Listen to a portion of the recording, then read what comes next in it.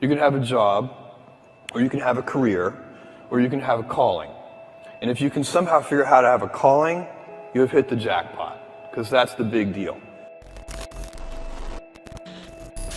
The stress primarily comes from not taking action over something that you can have some control over. You guys will find that you have passions, and having a passion is a gift. I think we all have passions, and you don't get to choose them, they pick you, but you have to be alert to them. You have to be looking for them. And when you find your passion, it's a fantastic gift for you because it gives you direction, it gives you purpose.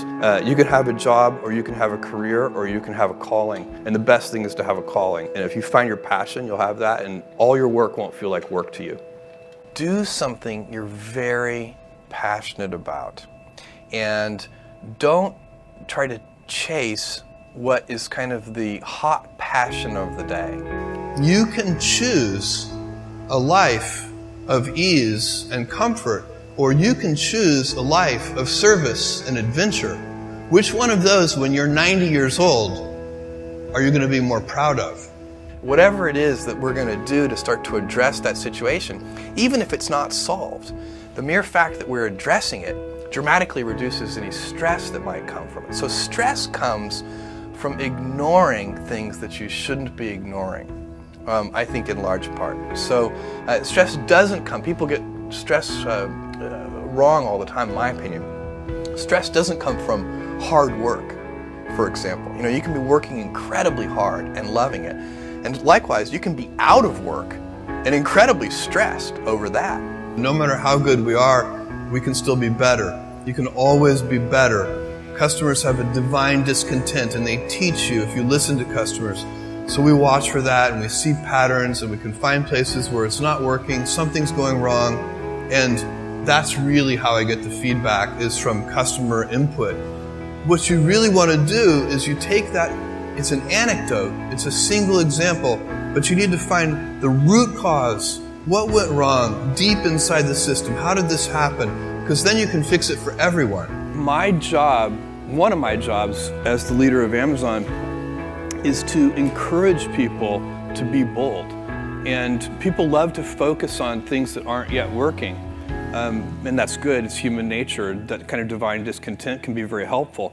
But you really, it's incredibly hard to get people to take bold bets. And you need to encourage that. And if you're going to take bold bets, they're going to be experiments. And if they're experiments, you don't know ahead of time whether they're going to work. Every single important thing we've ever done, the most important things have always seemed dumb to industry experts at the beginning. So you have to get really good results. You have to defy conventional wisdom. And the problem, of course, is that conventional wisdom is usually correct. Experiments are by their very nature prone to failure, but big successes, a few big successes compensate for dozens and dozens of things that didn't work. Kindle, Amazon Prime, our third-party seller business, all of those things are examples of bold bets that did work, and they pay for a lot of experiments. I've made billions of dollars of failures at Amazon.com. Literally, billions of dollars of failures.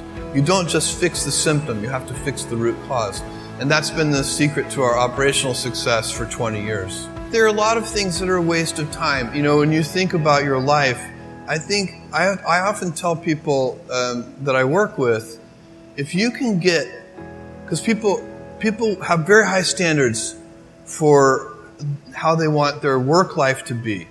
And I said, look, if you can get your work life to be where you enjoy half of it, that is amazing.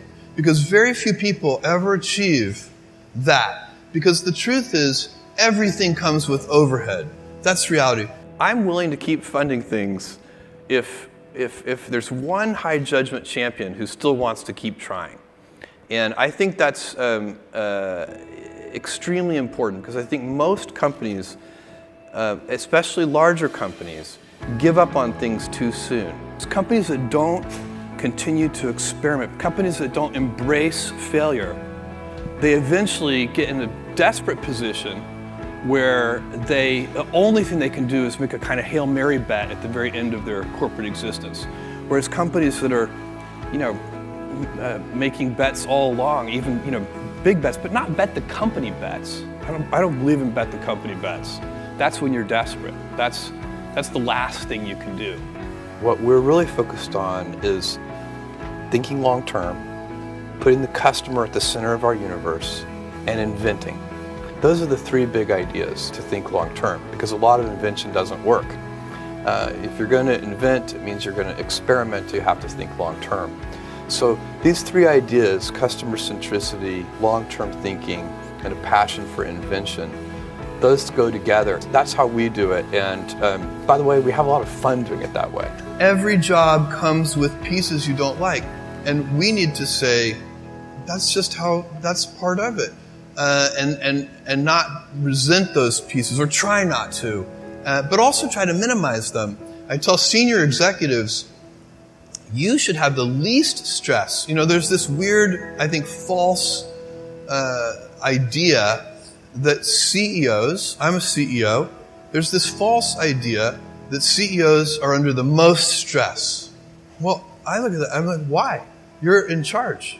That is true for most businesses, where you kind of proceed adaptively. It's step by step. You figure it out. You have a success, and then you kind of double down on that success, and you figure out what else you can do, what customers want. And everything we've done and all the success we have is at its root primarily due to the fact that we have put customers first.